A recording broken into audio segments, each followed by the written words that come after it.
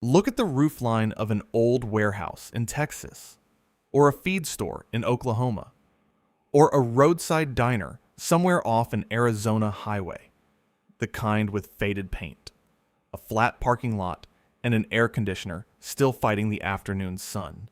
Near the high point of the roof, you may see a small round metal cap cut with curved slits turning slowly in the wind. Most people drive past it without thinking. It does not look like engineering. It looks like leftover hardware from an older America. But that little spinning cap was put there for a purpose. It is called a turbine ventilator. Most homeowners know it by the easier name a whirlybird. For decades, these vents sat on industrial buildings, farm structures, garages, workshops, and older homes across hot parts of the United States. They were simple. They were cheap. They had no motor, no wiring, no thermostat, and no app telling you what they were doing. When the wind moved, and when they moved, they were not just spinning for show. They were trying to pull hot attic air out of the building. That is what made the whirlybird easy to overlook and hard to replace in the same breath. It looked almost too simple to matter, but it was solving a problem that every hot roof still creates heat building up where homeowners rarely look. On many newer homes, that small spinning cap disappeared from the roofline. But before calling it outdated, it is worth asking why so many practical buildings used it in the first place. Long before anyone called it building science, builders in the Middle East were already shaping buildings around moving air. In Persian architecture, one of the most famous examples was the badgir, or windcatcher. These tall towers rose above rooms and courtyards to catch wind, guide air through the building, and help stale heat escape. The exact shape changed from one place to another. Some windcatchers faced the prevailing wind. Some used several openings to catch air from different directions. Some worked with courtyards, thick walls shaded rooms, or underground water channels. But the basic idea stayed simple. Hot air should not be trapped where people are trying to live. Give it a higher path. Let moving air help the building clear itself. That old method was not designed to make a room cold. Its purpose was to help heat leave the space, instead of building up inside it. Before air conditioners and electric fans became common, the building itself had to guide warm air upward and out. The whirlybird belongs to that same family of thinking, but in a much smaller form. Instead of a tower, it uses a small spinning head. Instead of reshaping the whole building, it places the exit at the roof. In an American house, that roof exit usually connects to one space, the attic. In summer, that attic often becomes the source of many comfort problems inside the house.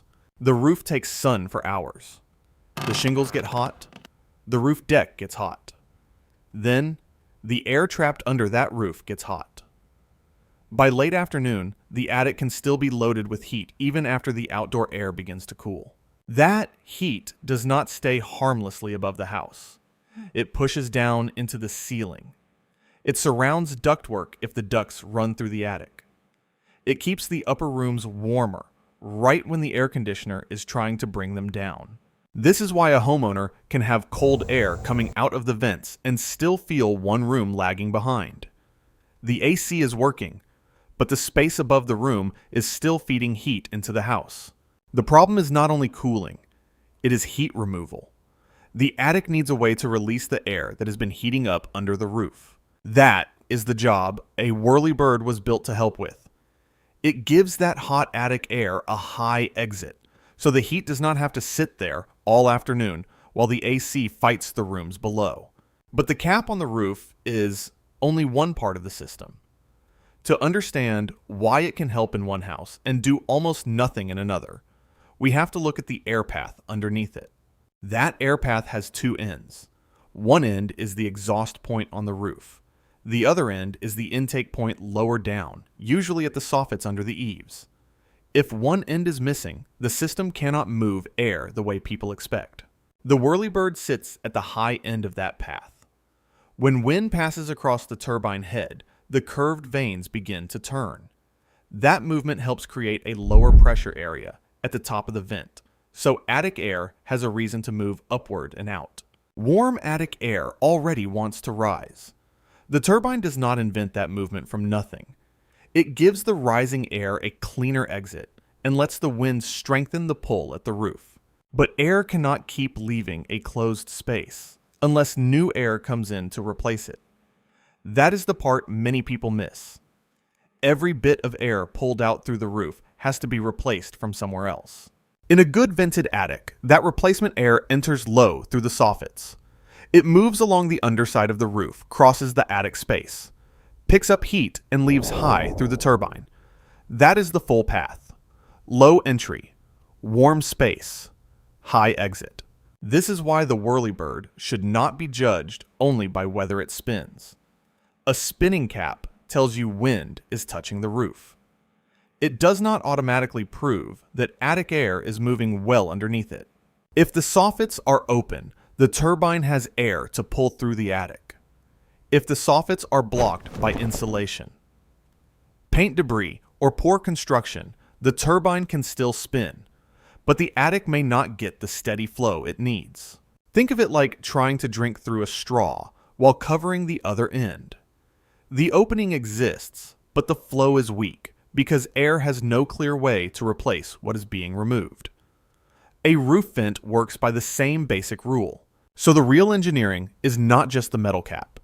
It is the pressure path through the attic. The whirlybird provides the high pull. The soffits provide the low supply. The attic only clears heat properly when those two parts work together. Adding more exhaust on the roof does not always mean better ventilation. Sometimes the problem is not the spinning cap at all. The problem is that the attic has no clean path for air to travel through. When the attic has a clean air path, the whirlybird starts doing exactly what makes it valuable. It gives hot attic air a way out at the highest point of the roof.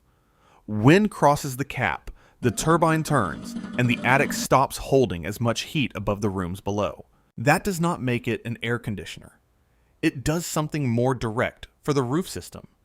It removes heat from the space where that heat is being collected first. That matters because the attic is not isolated from the house. Heat from the attic can push down into the ceiling. It can surround ductwork. It can keep upper rooms warmer, even while cold air is coming out of the vents. A working whirlybird reduces that load before the AC has to fight all of it downstairs. The room still needs cooling on a hot day, but the air conditioner is no longer the only system doing the work. Part of the heat is being released at the roof. In practical terms, that can mean shorter AC cycles, less heat, soaking into attic ducts, and fewer rooms that stay stubbornly warm late in the afternoon. On milder days, good attic ventilation can also delay the moment when the homeowner feels forced to turn the AC on. There is another benefit people often miss. A vented attic does not only deal with heat, it also deals with stale, humid air. A whirlybird gives that air a high exit, so moisture is less likely to sit still around roof decking, framing insulation, and metal fasteners. It is not a dehumidifier. It is not drying the attic by magic. It simply keeps air moving, and moving air is much less friendly to trapped heat and trapped moisture than still air. This is why the design has lasted so long on practical buildings. It uses something the roof already has wind. No extra electricity, no powered fan, no control board. Just a small mechanical exhaust point helping the attic dump heat and stale air before they become a bigger comfort problem below. So why do newer homes use fewer whirlybirds if the idea still makes sense? The main reason is not that the device stopped working. Newer roofs simply move toward venting systems that are quieter, cleaner looking, and easier to hide. A whirlybird is visible hardware. It breaks the roofline. It spins when the wind hits it.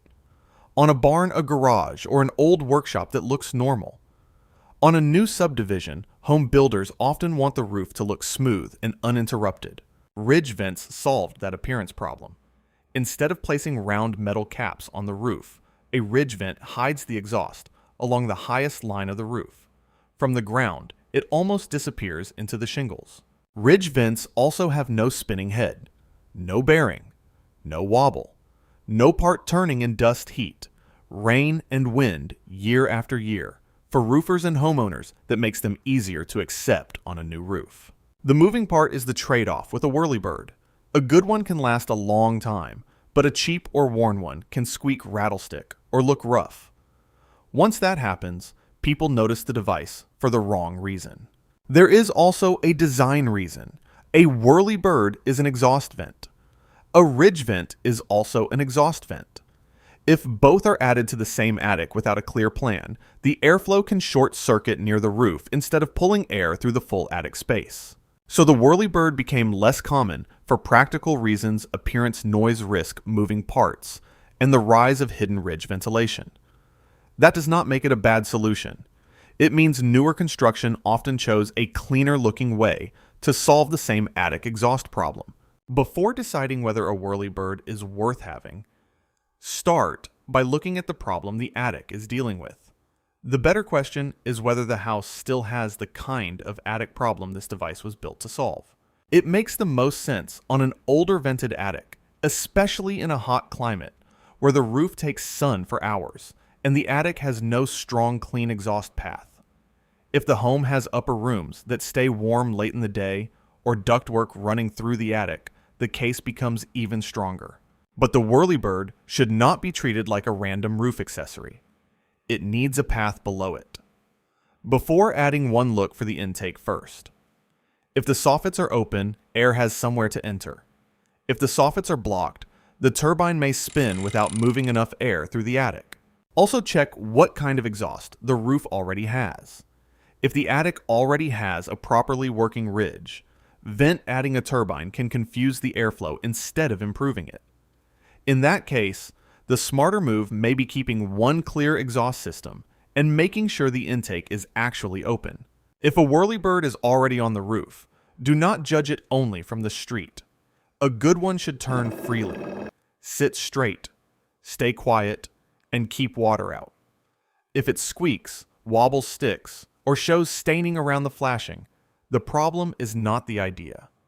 The problem is the condition of the hardware or the installation. This is why the whirlybird still deserves a place in the conversation. It is not trying to beat every modern roof vent. It is not trying to replace air conditioning.